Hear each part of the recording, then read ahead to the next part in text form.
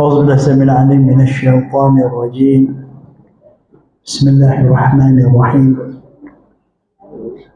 إن الحمد لله نحمده ونشكره ونستغفره ونستهديه ونستعين به ونعوذ بالله من شرور أنفسنا ومن سيئات أعمالنا. من يهد الله فلا مضل له ومن يضلله فلا هادي له. أشهد أن لا إله إلا الله وحده لا شريك له وأشهد أن محمدا عبده ورسوله. الصلاة والسلام عليه وعلى آل بيته وأصحابه ومن صلى بصلاته وصام بصومه وقام بقيامه ونهج بمنهجه ودعا بدعوته وسن بسنته وجاهد بجهاده بإحسان إلى يوم الدين. رب اشرح لي صدري ويسر لي أمري واحلل عقدة من لساني يفقهوا قولي. اللهم انفعنا بما علمتنا وعلمنا ما ينفعنا. اللهم زدنا علما. اللهم آمين. أما بعد. السلام عليكم ورحمة الله وبركاته. الحمد لله ثم الحمد لله ثم الحمد لله. Segala pujian, segala sanjungan, segala ketaatan dan kepatuhan hanya layak dan milik bagi Allah Subhanahu wa taala. Jadi marilah kita sama-sama berusaha bersungguh-sungguh untuk menjadi hamba yang sentiasa memuji Allah, sentiasa memperbanyakkan pujian kepada Allah Subhanahu wa taala dengan sebenar-benar pujian, sebenar-benar pujian yang sempurna kepada yang maha layak dipuji, yang amat layak dipuji, iaitu Allah SWT semata-mata. Dan hari ini insyaAllah dengan izinnya kita di muka surat 40 buku Tadabbur Ilmu dan Amali Surah Al-Fatihah. Kita mula dengan soalan, kenapa hanya Allah Ta'ala yang berhak dan layak dipuji serta disanjung? Kenapa? Ini manusia ni memang ada perangai dia, sikap dia suka nak tahu, dia mesti nak tahu. Jarang manusia akan menerima sesuatu itu begitu saja. Manusia ini memang begitu sifat dia. Tak salah kalau kita berhak bertanya. Ada perkara-perkara yang boleh kita bertanya. Ada benda yang kita tak boleh tanya. Ada benda yang boleh kita tanya. Dengan Allah pun itu juga. La yus'al amma yaf'alu wa hum yus'alun. Tidak boleh ditanya. Manusia tidak boleh tanya akan Allah mengenai apa yang dia buat. Sebab apa? Sebab dia fa'alun lima yurid. Dia yang yaf'alu ma yasha'. Itu memang hak dia. Kita tak boleh tanya, kenapa Allah buat gini? Kenapa Allah buat gini? Hukum asalnya tak boleh tanya. Kecuali diberitahu pada kita. Dan Allah akan beritahu pada kita semua perkara yang perlu kita tahu sebabnya. Allah beritahu kita apa tujuan dia cipta kita. Dia beritahu kita. Allah beritahu bagi kita apa tujuan ada lelaki dan perempuan. Makhluk ini dicipta begitu. Allah beritahu kita kenapa dicipta matahari dan bulan. Dia bagi jawapan. Ada Al-Quran. Tapi ada perkara yang Allah tak mahu kita tanya. Dan kita tak berhak tanya. Sebab dia Rabbul Alamin. Kita tak boleh persoalkan khususnya apa yang dia buat. Secara umum atau secara khusus. Kenapa Allah suruh kita solat dengan cara seperti ini? Kenapa kepala yang mulia ini kita letak di lantai, punggung kita angkat tinggi? Macam tak kena je. Kenapa kita solat berjemaah rukuk nanti, kepala kita duduk kat kepala untuk orang? Itu semua tak payah ditanya. Ada orang akan bertanya, itu semua tak ada jawapan. Itu semua bab sami'na wa ata'na. Kami dengar dan kami taat. Jadi ada perkara yang Allah beritahu kepada kita tujuan hikmah atas perintahnya kepada kita. Ada perkara yang kita tak tahu dan tak perlu tahu. Kita hanya perlu beriman. Kita hanya menerima. Beriman, yakin bahawa semuanya itu adalah hikmah. Mengandungi kebaikan dan tidak mungkin ada sesuatu yang tak baik. Itu secara umum kita kena faham.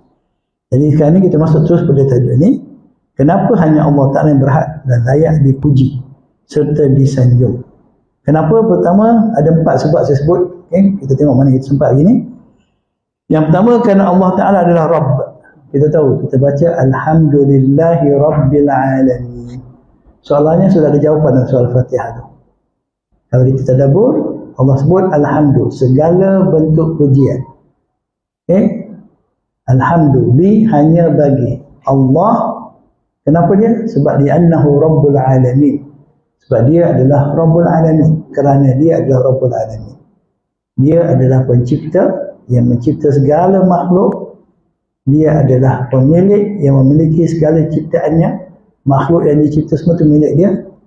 Dia adalah mudabbir yang mengurus takbir, mengelola pengurusan takbiran segala makhluknya, dan dia yang berkuasa di atas segala makhluknya sebagai Rabbul Alamin, dan dia yang melimpahkan nikmat kepada semua makhluknya, dan dia yang menentukan peraturan pada semua makhluknya. Sebab tu hanya dia yang layak atau berhak dipuji dan disanjung.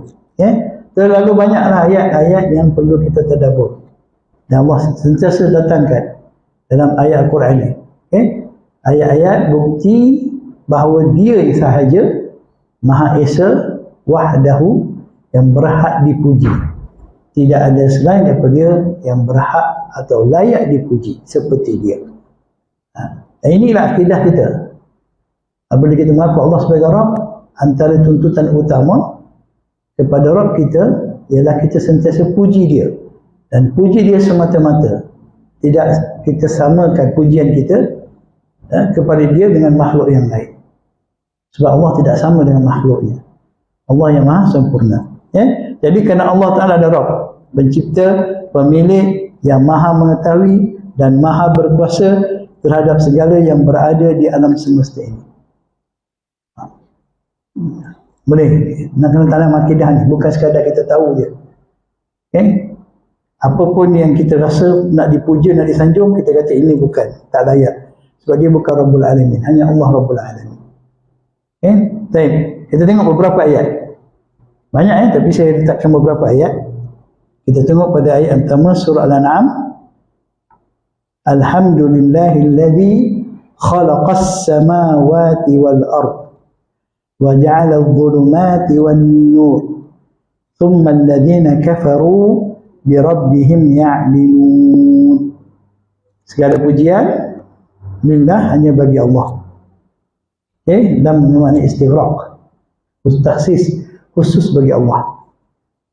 Alladhi yang khalaqa, telah mencipta oleh ia. Itu fi'il madhi, past tense. Kalau kita terjemah biasa, ia menciptakan. Dia tak nampak dalam bahasa Arab fi'il ni dia ada kaitan dengan masa. Masa yang lepas, masa sedang berlaku dan akan berlaku. Jadi bila kita terjemah secara harfiah, dia memberi kesan lebih dalam pemahaman. Jadi bukan Allah akan mencipta, dia telah mencipta. Dia telah mencipta apa dia? Akan as-samawat, langit-langit, atau kita berkata 7 petala langit. Sebab begitulah Allah ciptakan langit itu. Wal arda, dan akan bumi, dia cipta bumi. Wa ja'ala adh-dhulumati wan nur, dan dia telah menjadikan adh-dhulumat wan nur, dan cahaya. Kenapa tak kata wa khalaqa adh-dhulumati wan nur? Sama juga kalau kita terjemahkan, mencipta, menjadikan. Tapi saya ada beritahu dari satu sudut, kata ja'ala digunakan untuk menunjukkan tujuan sesuatu itu dicipta, bukan bagaimana dia mencipta atau ciptaan sesuatu, tujuannya. Allah sebut inni ja'ilun fil ardi khalifah. Bila Allah cerita tentang Nabi Adam, Allah tak cerita tentang asal kejadian dia. Kalau cerita asal kejadian, Allah akan gunakan perkataan khalaqa. Tapi bila Allah tahu apakah tujuannya, inni ja'ilun, daripada ja'ala, maksudnya aku menjadikan fil ardi khalifah, di atas muka bumi ini suatu yang aku jadikan dia dengan tujuan untuk menjadi khalifah. Nampak jelas tak? Dia boleh kita faham tu. Dia setiap kata ada khalaqa, ada ja'ala, ada fatara, ada badi', bada'ah, badi'us samawati wal ard, ada ansya'a yunshi'u. Bahasa Melayu kita semua mencipta, menjadikan, mencipta, menjadikan. Tapi kalau kita tadabbur dari segi bahasa dan penggunaan ayat ini, dia punya maksud yang tertentu. Jadi yang pertama, khalaqas samawati wal ard, dia yang mencipta langit-langit dan bumi. Dan dia yang menjadikan az-zulumat, kegelapan dan cahaya. Ataupun Allah jadikan untuk kita. Di sini makna banyak. Az-zulumat al-lail, an-nur an-nahar. Jadi malam ada tujuannya. Okey? Cahaya siang hari ada tujuannya. Malam untuk kita beristirahat. Siang untuk kita mencari kehidupan kita. Jadi ada tujuan Allah jadikan siang dan malam. Malam beristirahat dengan tidur. Dan beribadah kepadanya secara khusus. Allah jadikan malam tu bukan untuk tidur 24 jam lah. Untuk tidur sepanjang malam. Malam tu berehat dengan dua. Orang beriman, qalilan minal laili ma yahja'un. Sikit saja waktu malam mereka berbaring. Jadi kita rehat bukan dengan tidur. Orang beriman lah. Orang penat dia tidur lah. Aku penat dia tidur. Orang beriman dia berehat bukan dengan tidur. Tidur tu hanya sedikit saja yang dia perlukan. Dia isi malamnya dengan qiyam, dengan beribadah kepada Allah. Dan di akhir malam dia akan memperbanyakkan istighfar. Wabil asharihum yastaghfirun. Dan pada waktu akhir malam, waktu sahur, yastaghfirun, mereka meminta ampun kepada Allah. Di siang Allah kata, Allah jadikan siang untuk kita mencari kehidupan kita, mencari fadlun min rabbikum, kelebihan kurnia Allah, bekerja waktu siang. Di selang-selang waktu kerja tu ada waktu kita solat, beribadah kepada Allah. Dalam kita bekerja tu, Allah kata jangan lupa ingat aku. Jangan lupa. Walaupun siang ni kamu betul untuk cari makan minum, tapi bezanya kita dengan makhluk lain, mereka siang tak tidur cari makan cari minum, kita jangan jadi macam mereka. Kita bekerja mencari kurnia Allah dan kita tetap dalam masa yang sama tidak lupa pada Allah. Dan surah Jumu'ah Allah sebutkan, fa idza qudiyatish shalatu fantashiru fil ardh wabtaghu min fadlillah wadhkurullaha katsiran la'allakum tuflihun. Habis solat bertebaranlah di muka bumi, cari kurnian Allah. Dan ingat Allah. Ketika kita mana kita ingat Allah tu bukan kita sambil bekerja duk pegang biji tasbih subhanallah alhamdulillah. Taat, buat benda yang dia perintah, tinggal benda yang dilarang. Ini time kerja, jangan fikir pasal hal haram. Kerja, sampaikan achieve target. Nanti kita sembahyang, minta ampun kepada Allah. Kerja kita mesti dalam keadaan ingat kepada Allah. Mencari rezeki, buat apa saja, ingat Allah. Itu kita ingat peraturan dia. Apa yang dia suruh kita buat, apa yang dilarang kita tinggalkan. Bukan bermakna kerja tu mesti kalau meniaga jual sayur, subhanallah, alhamdulillah, Allahumma salli ala Muhammad, Allahu akbar. Bukan begitu. Ingat Allah tu mana? Taat kepada dia, ikut peraturan dia. Itu contohnya. Jadi dia ini penggunaan khalaqa, ja'ala dan sebagainya. Nanti kita akan jumpa insya-Allah. Itu ayat pertama. Jadi dia menjadikan kegelapan dan cahaya. Okey. Tsumma alladziina kafaru. Kemudian orang-orang yang telah ingkar oleh mereka bi rabbihim, dengan Rabb mereka itu, ya'dilun, mereka lari, kufur. Mereka lari daripada ini. Mereka menyamakan Allah, kafir menyamakan sesuatu dengan Rabb mereka, iaitu yusyriku nabi. Mereka menyamakan, mereka kata dia ni yang mencipta langit dan bumi. Dia ni, ada Tuhan yang mencipta kegelapan, ada Tuhan yang mencipta cahaya. Kan ada kata dakwa tu kan. Ada Tuhan yang kerja menjaga air, ada Tuhan menjaga api. Ada Tuhan menjaga tanah yang mencipta. Hanya Allah yang menguruskan semua ini. Dia Rabbul Alamin. Maka dia yang wajib kita puji. Apa saja pun yang baik ataupun yang tak baik, pujiannya kepada Allah. Seperti mana kita dah belajar sebelum ni. Jika benda itu baik, alhamdulillah. Tak baik, alhamdulillah ala kulli hal. Secara ringkas. Kita tengok ayat kedua, surah Taghabun. Juga ayat pertama, yusabbihu lillahi ma fis samawati wa ma fil ard, lahul mulku wa lahul hamd wa huwa ala kulli syai'in qadir. Segala yang ada di langit dan yang ada di bumi sentiasa mengucapkan tasbih kepada Allah. Yusabbihu, sentiasa, fi'il mudhari', present tense, sekarang dan berterusan. Yusabbihu kepada Allah oleh apa yang ada di langit-langit dan apa yang ada di bumi. Lahul mulku, baginya saja kerajaan, kekuasaan. Walahul hamdu, dan baginya juga pujian. Dia Rabbul Alamin, dia yang mempunyai kerajaan dan dia memiliki segala-galanya. Kerajaan ini bermakna dia memiliki kuasa. Allah dia Malik, dia raja yang memiliki. Jadi segala makhluk ini adalah di bawah kerajaan dia, kekuasaan dia. Wa huwa ala kulli syai'in qadir, maka dia ni Allah di atas segala sesuatu dia maha berkuasa. Tidak ada sesuatu pun yang terlepas daripada kekuasaan Allah SWT. Adapun kita belum tentu, walaupun kita punya, tapi lah nama je saya punya ustaz, tapi bukan saya boleh pakai pun, orang lain yang pakai. Dan itu je lah dia. Nama je syarikat saya, tapi saya pula ada undang-undang ini tu ini tak boleh buat. Atau apa punya, contohnya. Nama je tanah saya, tapi dia kena bayar cukai, nak buat rumah atas tanah saya pun kena minta izin orang. Saya yang beli. Kata milik saya kerana nama saya. Tapi saya nak buat itu, nak ubah sikit pun kena minta izin orang lain. Kena dapat kebenaran orang lain. Mana kita ada milik, tapi milik kita tak mutlak. Allah dia buat apa saja pada makhluknya, tak ada siapa yang boleh mempersoalkannya. Sebab wahwa ala kulli syai'in qadir. Semuanya dia punya, semua milik dia. Maka dialah yang layak dipuji. Kita kata ni rumah kita. Betul ke rumah kita? Yalah, aku beli. Rupanya masih hutang dengan bank. Contoh. Wah, baguslah kau, cantik rumah kau. Ini macam ni, apa ni orang berjaya. Hakikatnya bukan kita punya. Kita ni numpang hama kejap, belum jadi milik kita lagi pun. Sempat atau tidak, Wallahualam. Tapi Allah tak macam tu. Memang semua milik dia. Sebab tu dia yang layak dipuji. Dia mempunyai pemilikan yang sempurna, yang tidak boleh dicabar oleh siapapun. Pemilikan kita atas nama dunia ini masih boleh dicabar. Masih boleh dicabar. Nah, kemudian kita tengok surah Al-Ankabut. Wala in sa'altahum man nazzala minas sama'i ma'a fa ahya bihi al-ardha ba'da mautiha la yaqulunna Allah qulil hamdulillah bal aktsaruhum la ya'qilun. Dan sesungguhnya jika engkau ya Muhammad bertanya kepada mereka itu, ini orang-orang musyrik Mekah, siapakah yang menurunkan hujan dari langit lalu ia menghidupkan dengannya, iaitu dengan hujan tadi, tumbuhan di bumi sesudah matinya, sudah dikering kontang. Sudah tentu mereka akan menjawab Allah. Secara fitrahnya itu jawapannya.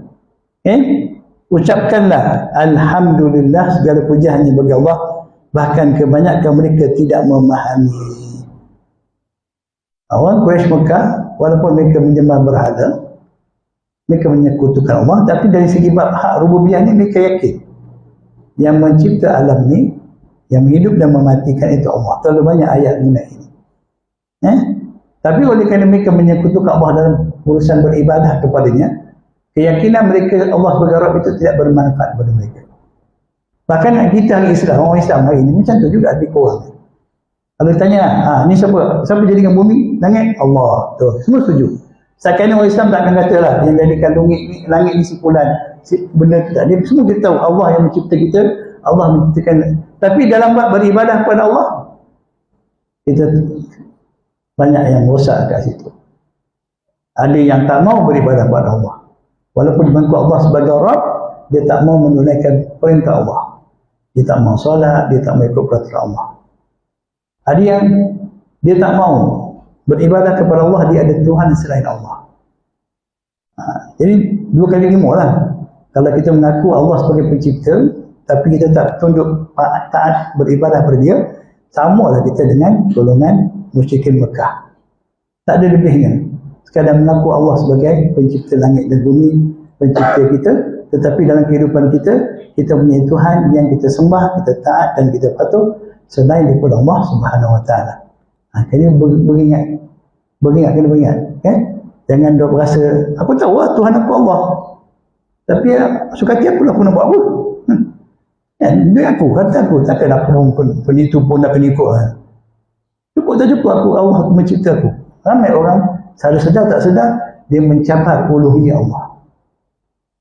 Dia mencabar. Sedangkan pengakuan kita Allah sebagai Rabb mesti melahirkan ubudiyah yang hanya kepada Allah.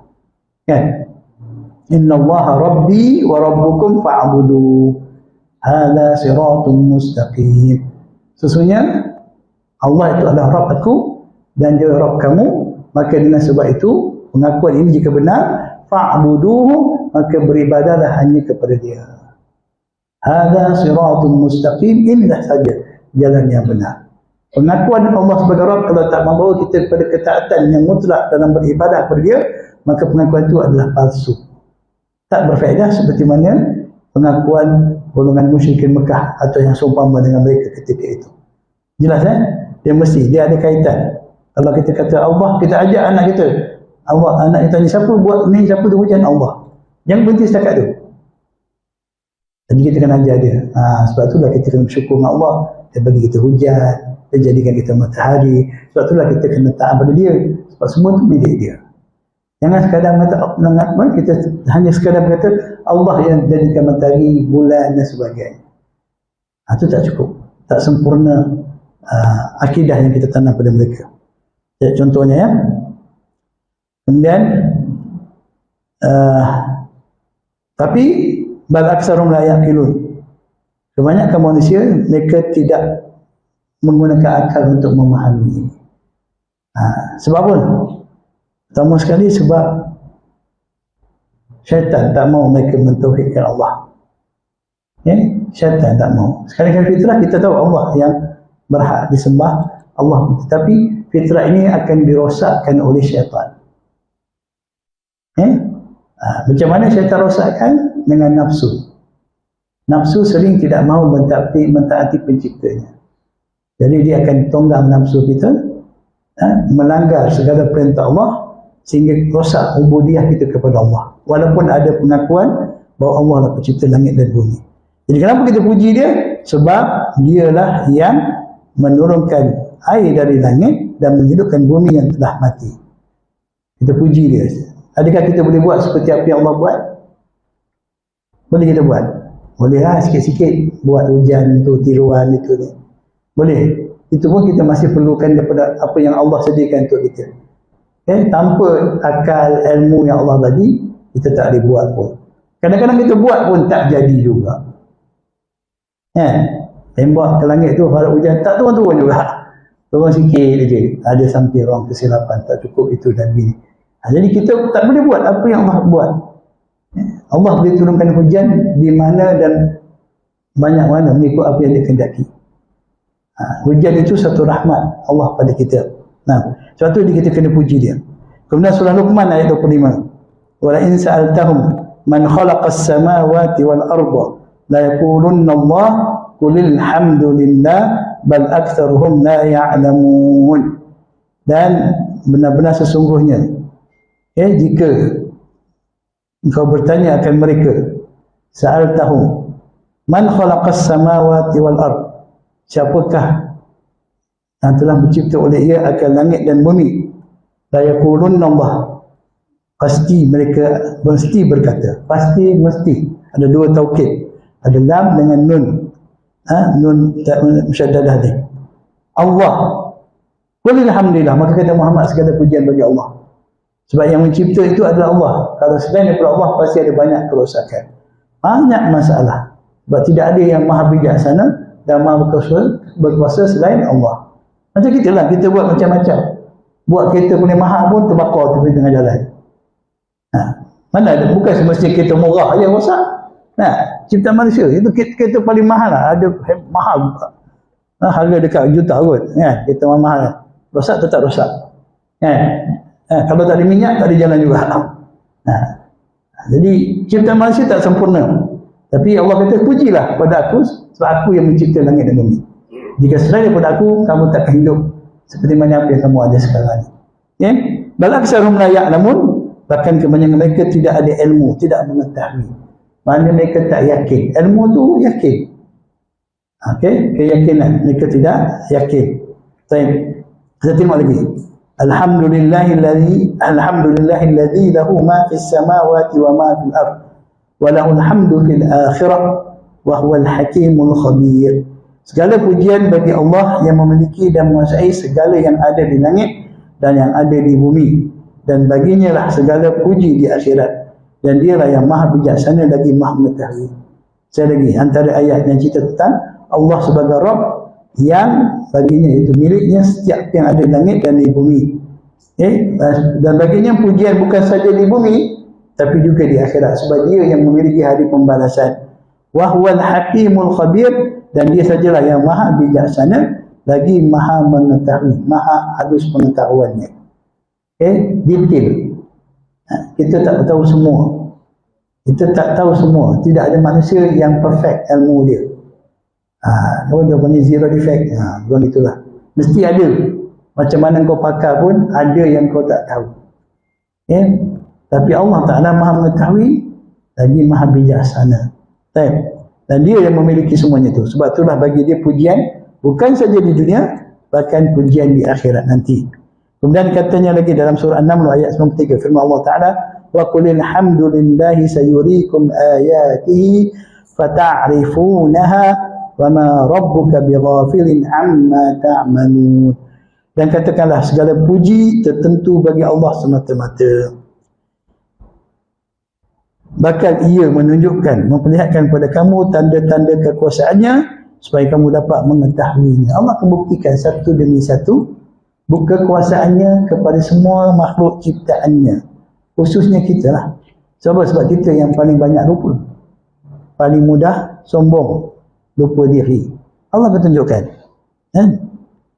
Dan Allah beritahu, terus puji dia. Jika kamu puji aku dan kamu dapat bukti-bukti kebenaran aku, kamu akan semakin dekat dengan aku. Kalau tidak, kamu akan lalai daripada aku. Dan jangan anggap Allah tidak tahu kelalaian kamu. Wa ma rabbuka bighafilin amma ta'malun. Dan tidaklah Rabb engkau dengan lalai. Maksudnya Allah tidak lalai sama sekali. Ditambah bi itu, huruf jar itu, kalau segi lughah dipanggil harfuz zaidah. Tapi dia tak disebut dalam Quran ada huruf tambahan. Zaid adalah untuk menambahkan makna. Ditambah untuk menegaskan taukid makna dia. Dia tak boleh kata dalam Quran ada huruf tambahan. Dia tak kena. Tapi kenapa ada huruf tambahan? Kalau segi nahwu dia kata ba harfuz zaidah, dia ditambah segi maknanya, memperkuatkan makna. Allah itu sama sekali. Wa ma rabbuka, sama sekali Allah itu tidak lalai dengan apa yang kamu kerjakan. Itu untuk mentaukidkan, menafikan, penegasan pada penafian. Boleh je wa ma rabbuka ghafilun amma ta'malun. Boleh je. Tapi maknanya tak kuat. Kau ingat, jangan ingat aku dah pasang CCTV lagi, ada pegawai aku jaga lagi, semua ada. Luar di dalam, kau ingat kau ada benda boleh terlepas daripada aku. Jangan ingat macam tu. Jadi dia nak perkuatkan, membuktikan kita lah. Buktikan kita nampak semua yang berlaku, kita beritahu ada CCTV. Ini cermin pula, daripada luar boleh nampak, daripada dalam boleh nampak, dan tak ada benda tersembunyi. Ada orang, aku dah ada spy aku. Ada yang pakai seragam, kita tahu. Ada yang spy pakai biasa je. Ingat, kau jangan main-main, aku tahu semua. Itu termasuk macam tu. Allah dia tidak. Tapi Allah nak beritahu wahai manusia, tidak ada sama sekali suatu pun yang kamu buat yang aku terlepas pandang. Ini dah security dah, kamera macam mana pun kena pecah juga masuk. Tembok dinding tebal kat bank pun orang boleh tembok. Itu manusia. Tapi Allah tidak. Sebab dia tidak ada siapa yang terlepas pengetahuannya daripada apa yang mereka lakukan oleh Allah SWT. Jadi itu nak buktikan. Itu Rabb. Sebab tu kita kena puji dia. Kita kena puji dia. Kita tak boleh rasa dia kita hebat. Saya ada pengalaman 30 tahun Ustaz dunia security ni. Saya jaga keselamatan. Allah lagi mengetahui. Allah lebih hebat. Jangan sombong. Jangan rasa kita hebat dengan kemahiran kita ada. Pasti ada kekurangan dan kelemahan pada apa yang Allah beri pada kita sebagai ujian untuk kita. Tapi apa yang ada pada Allah sebagai Rabbul Alamin, semuanya sempurna. Ingat ni, jangan lupa, jangan kita lalai. Allah tak lalai, kita boleh lalai. Kita tak mustahil terlupa. Tapi Allah sama sekali tidak akan lalai daripada apa yang kita kerjakan. Dan itu sebab pertama. Banyak lagi ada tentang rububiyah. Allah SWT yang mana itu yang menyebabkan kita tidak ada pilihan. Kita mesti hanya puji Allah. Pujian bukan sekadar saya sebut selalu kan, dengan mulut, tapi daripada hati. Yang memperakui kita ni sebagai hamba makhluk ciptaan dia. Daripada hati kita. Dan pujian yang sentiasa basah dengan lidah kita. Bertahmid pada dia, bertasbih pada dia. Dan pujian yang dibuktikan dengan ketaatan pada segala perbuatan kita. Itu baru puji. Kalau cakap di mulut saja dia tak jadi. dia kena buktikan. Dan dia tak mungkin kita dapat buktikan secara perbuatan, secara praktikal jika dia tak datang daripada hati. Kalau hati kita tak dipenuhi dengan rasa pengagungan kepada Allah, keagungan dan kebesaran dia sebagai Rabbul Alamin, pujian kita pasti tidak akan memberi kesan pada tindakan kita. Mesti ada something yang tak kena. Okey, kita masuk pada yang kedua. Kenapa kita mesti puji dia, sanjung dia? Kerana Allah Ta'ala Maha Esa. Jawapan ni bukan daripada saya, jawapan ni daripada Allah. Ayat Al-Quran yang menegaskan kisah Allah, Allah suruh puji dia dengan kisah. Kerana esanya Allah tu satu nikmat besar bagi kita. Esanya Allah ni adalah satu nikmat yang besar. Kalau Allah ada dua, pening kita.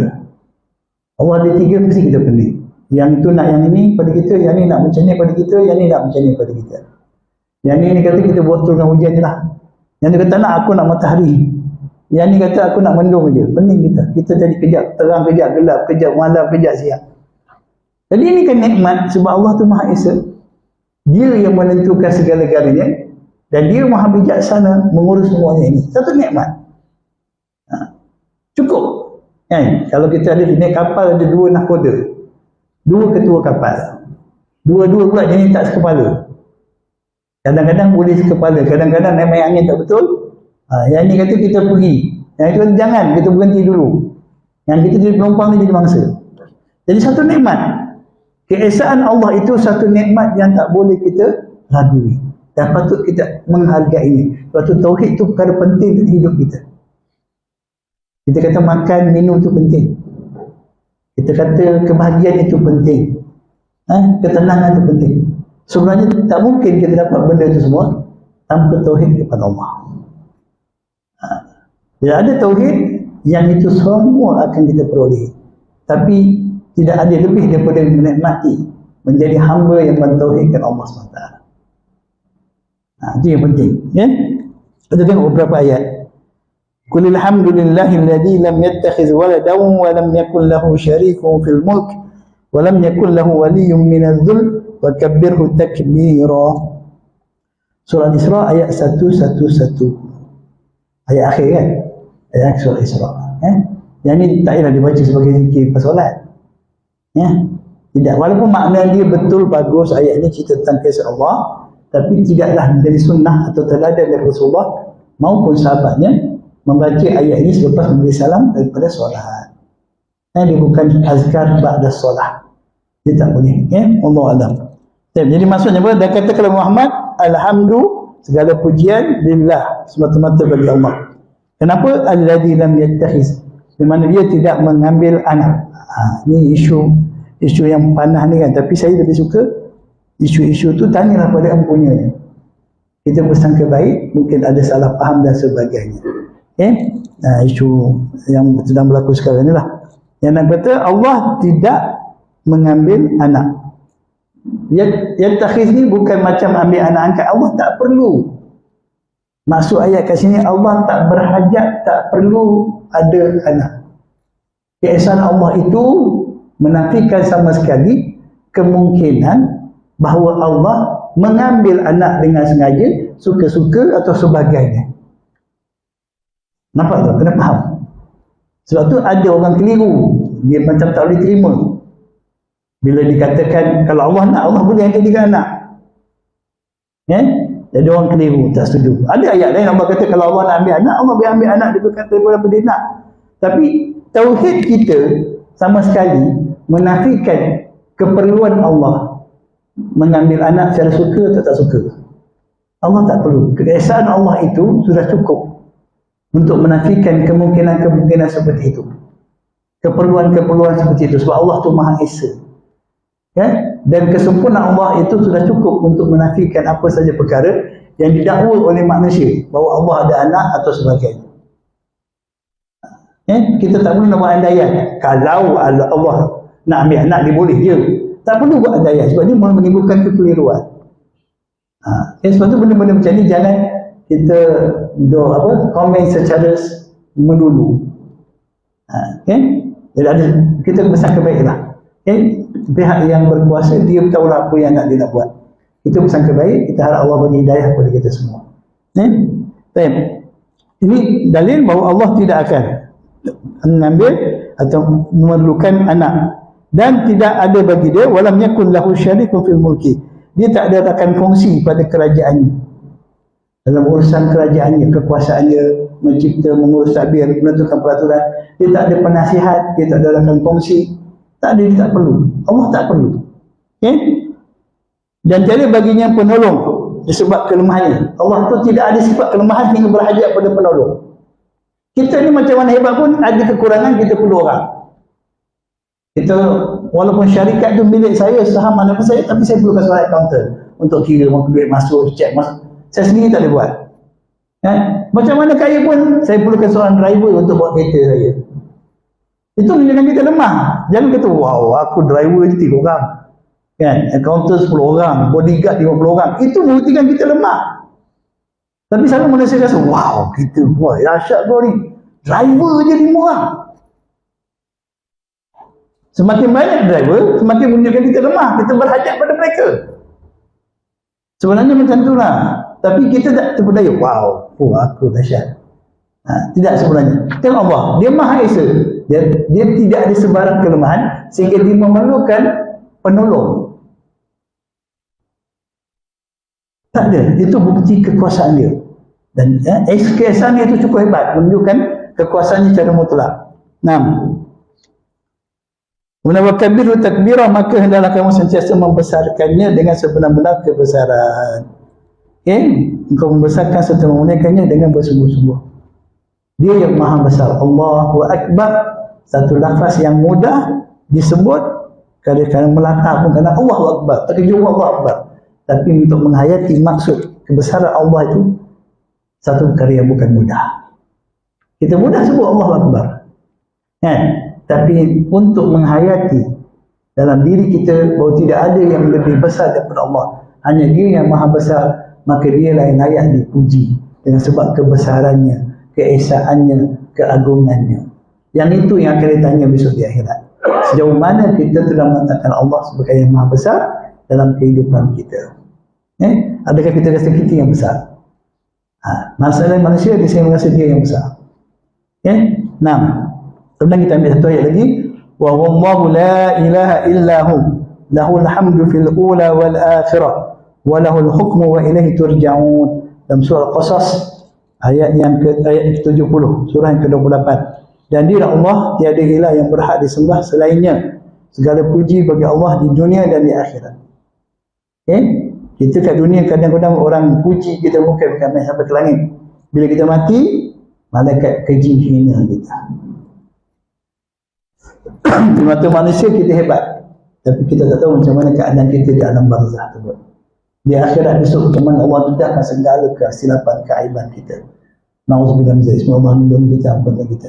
Tapi jangan lupa bahawa yang sentiasa dipuji dan sentiasa berhak dipuji hanya Allah di dunia maupun di akhirat, sebab Dia yang Maha Esa. 6. Walahul hukmu, dan baginya saja segala kuasa penentuan hukum hakam. Dialah hakim. Dan kepadanya kamu dikembalikan. So pujilah Allah. Kita puji Dia tanpa rasa dah cukup, kerana tak mungkin pujian manusia itu boleh mencukupi atas segala kebesaran dan kelayakan Dia. Tak pun cukup. Itu perkara yang kedua. Kenapa kita mesti puji Allah? Yang ketiga, kerana Allah Ta'ala memutuskan Rasul dan menurunkan wahyu. Ini antara sebab yang kita kena bersyukur sangat dan memperbanyakkan pujian kepada Allah, sebab Dia telah memilih di kalangan makhluk seperti kita, manusia, untuk menjadi utusan Dia kepada kita dan memberi wahyu kepada kita. Bukan kerana Dia perlukan pertolongan daripada manusia. Tadi kita kata Allah tak ada penolong, tak ada pembantu. Habis kenapa Dia perlu pada Rasul? Dia tak perlu pada Rasul. Yang perlu pada Rasul siapa? Kita. Kita yang perlu pada Rasul.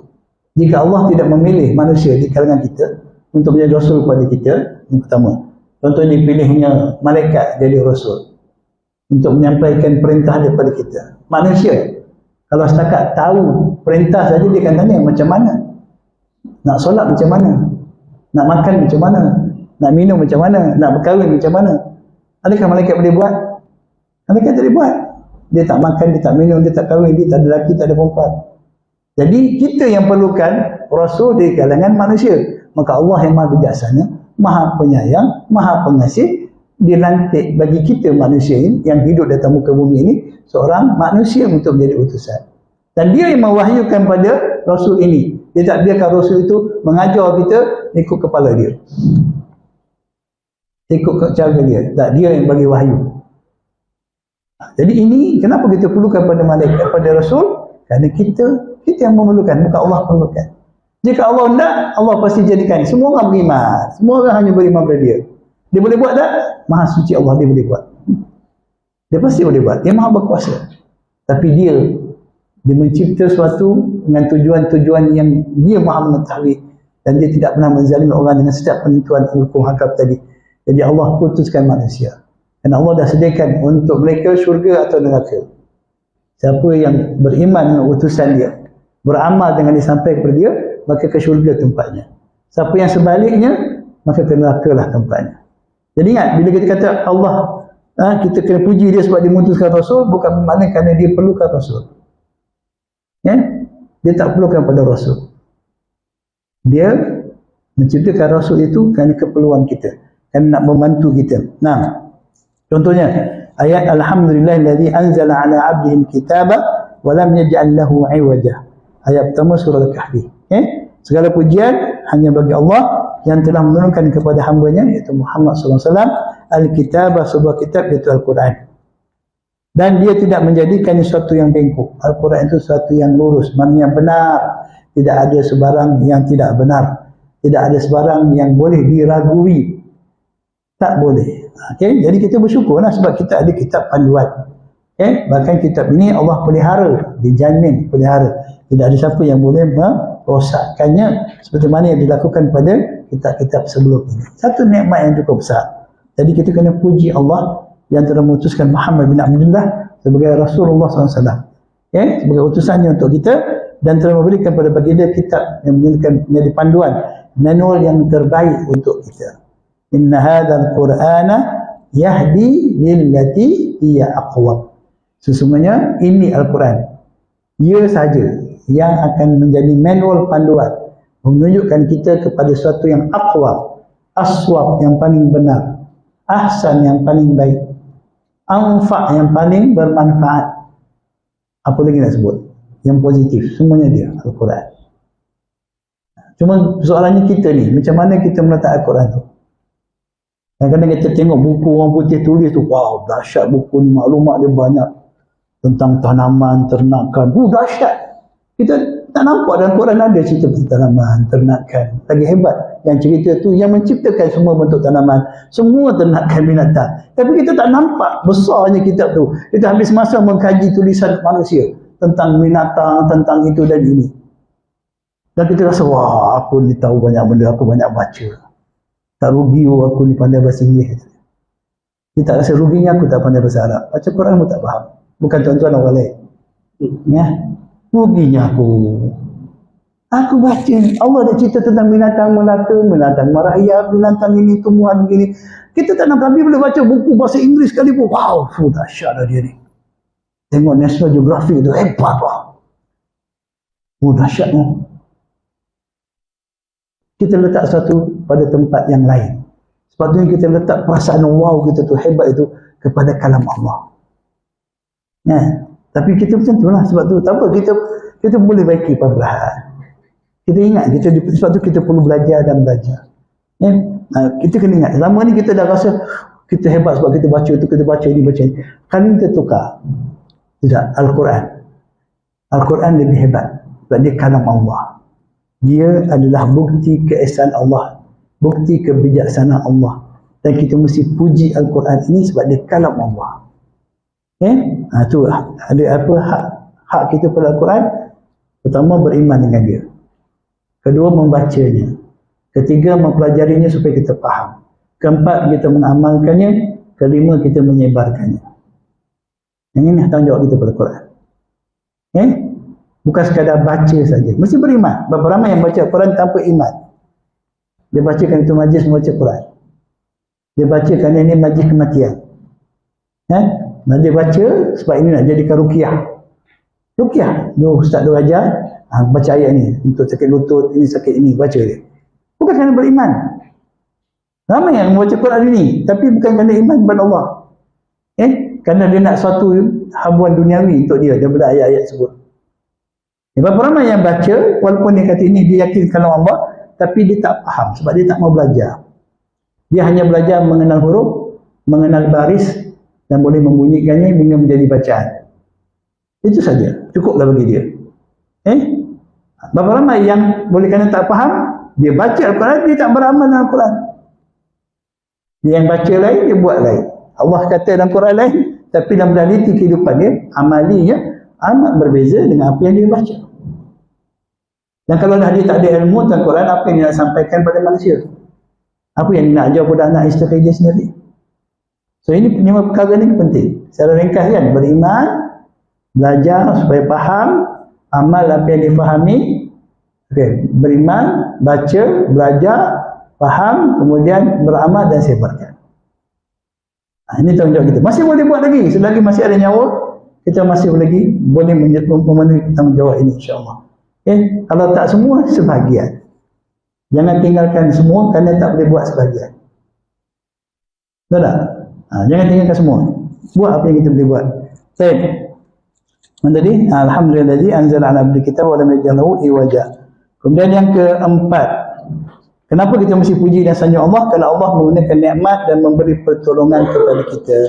Tidak ada sebarang nikmat yang kita ada kecuali semua itu daripada Allah. Ma bikum min ni'matin illa min Allah. Tidak ada satu pun min ni'matin tu. Min tu tunjukkan tak ada satu pun, melainkan semuanya daripada Allah. Sometimes kita lupa. Kita lupa yang ada pada kita ni daripada Allah. Betul, itu manusia. Jangan rasa apa? Jangan rasa tidak. Kita mesti, sebab kita ada nafsu, kita ada syaitan yang sentiasa melupakan kita. Nikmat itu semuanya daripada Allah. Allah bagi kepada siapa yang dia kehendaki.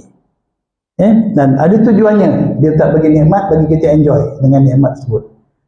Tak ada satu nikmat Allah beri pada kita untuk enjoy. Istilah enjoy itu satu perkara yang berbahaya. Dia sering menipu kita. Oh, alhamdulillah bagi aku duit, alhamdulillah. Dapat RM10 seronoknya. Ini aku enjoy pun. Dapat beli kotak, rokok sekotak jadilah, alhamdulillah. Dia nampak ke situ, RM10 Allah bagi dia tu dengan kerja dan usaha dia, dapat beli sebatang rokok pun rasa dunia ni dia yang punya. Allah uji dia dengan benda tu. Dia dapat duit banyak, dia simpan-simpan, dia kedekut. Dia nak bersedekah di jalan Allah. Berat, duit aku. Aku siapa payah kerja, nak majlis sedekah buat orang. Dia tahu itu Allah bagi kat dia. Tapi yang dikatakan dia tak menghargai nikmat itu apabila dia tak gunakan nikmat itu seperti mana yang dikehendaki oleh pemberinya, iaitu Allah Subhanahu Wa Taala. Kita bagi anak kita motor pergi sekolah. Dia pergi dapat motor tak di sekolah, dia merayau ke sana kemari. Maknanya dia tak bersyukur dengan nikmat kita bagi. Walaupun dia jaga motor kita elok, motor tu diisi minyak, dia jaga, dia tak rosakkan. Tapi tujuan kita bagi untuk dia pergi sekolah. Baru jadi nikmat pada dia. Tapi bila dia gunakan untuk benda lain, kita pun tak setuju. Bila Allah bagi kita, Allah bagi kita nyawa, bagi kita segalanya, tujuannya untuk kita pergi kat dia balik. Mencari dia balik. Sebab kita akan kembali pada dia. Tapi sering kita lupa. Kita takut nak gunakan apa yang Allah beri untuk mendapatkan apa yang lebih baik ada di sisi Allah Ta'ala. Takut sangat. Jadi kita guna untuk hawa nafsu kita semata-mata. Na'udzubillah min zalik. Tapi itu realiti manusia. Kita tengok ayat surah Ibrahim ayat 39. Alhamdulillahilladzi wahaba li 'ala al-kibari Ismaila wa Ishaqa inna rabbi lasami'ud du'a. Ini cerita bagaimana Nabi Ibrahim. Oleh kerana Allah kurniakan pada dia Ismail dan Ishak walaupun dia dah tua. Dia tetap memuji Allah. Kalau logik akal, bertahun-tahun aku minta, baru nak bagi. Dia tak bagi. Dah tua. Nabi Zakaria kata, rambut aku dah berubat dah. Tapi mereka yakin Allah Ta'ala tetap akan beri pada masa yang sesuai untuk mereka. Dan jika kita menerima, menunggu pemberian Allah, dia pasti sesuatu yang baik untuk kita. Ini satu kaedah kena pegang. Manusia ni jadi sifat dia istijal. Tahu istijal? Dia nak cepat. Bila dia nak, dia mesti nak dapat. Jika itu sifat kita, kita mungkin dapat apa yang kita nak, tapi dia katakan memberi kebaikan kepada kita. Tapi kalau kita bersabar menanti benda itu datang daripada Allah, walaupun lambat, tapi kita pasti yang kita dapat itu pasti akan memberi kebaikan kepada kita. Man ista'jala syai'in qabla awanihi ulima minhu. Siapa yang dia tergesa-gesa nak sesuatu sebelum sampai masanya, pasti dia akan kehilangan kebaikan itu benda itu, walaupun dia dapat. Itu hadis tentang rezeki itu, Nabi kata, janganlah dengan sebab lambatnya rezeki itu kamu mencarinya dengan jalan maksiat kepada Allah. Kalau nak tunggu Ustaz, tak settle Ustaz, jadi saya terpaksa lah bagi rasuah cepat sikit. Jangan. Kalau Allah nak cepat, kamu akan dapat. Kalau Allah nak lambat. Jangan kamu nak mempercepatkan urusan tu. Ambil ni. Itu Allah larang. Kita mungkin dapat, tapi ingat, yang kita dapat dengan cara itu bala besar untuk kita dunia dan akhirat. Itu istijal. Tunggulah Allah bagi kita. Tak sabar. Allah pasti akan beri jika benda itu memang baik untuk kita. Kalau Allah dah tulis untuk kita, tak ada siapa yang akan dapat apa yang dah ditulis untuk kita. Kalau Allah kata bukan untuk kita, tak ada siapa yang boleh bagi apa pun yang bukan milik kita. Allah tak akan benarkan, tak akan sampai pada kita perkara tersebut. Itu akidah. Tapi kita manusia ni, khuliqal insanu min ajal. Manusia ini dicipta dengan perasaan nak cepat. Kenapa lambat sangat? Aku dah buat semua, tak dapat juga. Kenapa? Ni syaitan kata, kau nak cepat boleh. Ini terpaksa ni, darurat. Yang sampai bila kau nak macam tu je, kau dah buat semua betul lah. Kau bukan apa-apa, tapi kau kena lah. Akhirnya kita pun nak cepat punya pasal, kita buatlah. Cukuplah begitu. Syaitan itu dia nak. Dia nak kita melanggar perintah Allah SWT. Dan dia tahu, jika kita dapat sesuatu tanpa pemberian daripada Allah, dapat dengan jalan maksiat kepada Allah, pasti perkara itu membuat celaka kepada kita. Na'udzubillah min zalik. Ini maksudnya lah. Jadi, alhamdulillahilladzi wahaba li 'ala al-kibar Ismail wa Ishaq. Inna rabbi la sami'ud du'a. Tengok betapa sopannya Nabi. Dah dapatlah last minute pun dia kata sebenarnya Rabbku benar-benar maha mendengar doa aku. Kita kenapalah tak kabul? Aku dah jumpa ustaz tu, dah minta dia doa sana, tak dapat juga. Aku dah wakaf itu, aku dah buat begini, tapi aku nak tak dapat. Orang macam ni kan, last minute bila Allah bagi, dia tak kata Allah bagi. Oh, akhirnya aku dapat. Dengan usaha dan kegigihan aku, akhirnya aku dapat juga apa yang aku impikan. Dia pasti akan lupa pada Allah. Takut-takut kita ada kena uji macam tu. Na'udzubillah. Baik. Kemudian kita tengok surah Al-Mu'minun. Fa idza stawaita anta wa man ma'aka 'alal fulki faqul alhamdulillahilladzi najjana minal qaumidz zalimin. Kemudian pun engkau dan orang yang bersamamu telah berada di atas bahtera. Nabi Nuh kan? Nabi Nuh dengan orang beriman dan makhluk yang dibawa tu. Maka hendaklah engkau bersyukur dengan berkata, segala pujian tertentu bagi Allah yang telah menyelamatkan kami daripada orang yang zalim. Ini sebab kita kena sentiasa puji Allah, kerana Allah sentiasa memberi pertolongan kita kepada kita. Sama ada kita sedar atau tak sedar. Kadang-kadang Allah bagi kita sesuatu yang menghalang kita mendapat sesuatu yang kita nak. Kerana benda itu sesuatu yang tak baik untuk kita. Allah bagi kita cadang nak pergi kan, nak pergi keluar rumah dan sebagainya. Keluar-keluar dah sampai separuh jalan, teringat ada barang yang penting tertinggal. Kita punya marah. Aku dah cakap dah kena bawa ni, kenapa lupa? Patah balik, bergaduh. Padahal pasti ada sesuatu, yakinlah. Kenapa Allah halang kita daripada perkara tersebut? Karena itu caranya kita minta kepada Allah, ya Allah lindungi aku. Jadi itu sebenarnya cara Allah bagi kita perlindungan. Tapi kita masih tak sedar. Sebab kita manusia. Habis bini kita marah. Aku dah beritahu kat kau ni kenapa tak ingatkan aku? Semua kita marah. Dengan driver pun kita marah. Tak pasal-pasal semua kena marah. Sedangkan patutnya kita puji, Alhamdulillah. Alhamdulillah aku lihat ada sesuatu yang Allah nak. Pasti. Tapi itulah suka nak didik diri kita ni.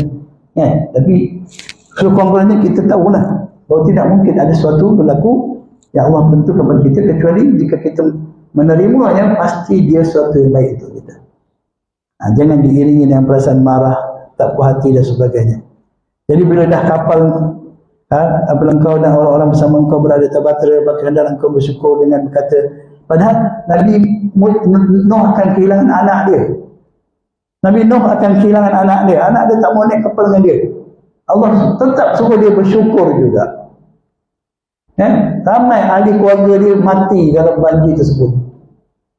Tapi dengan pertolongan itu ada hikmah yang besar.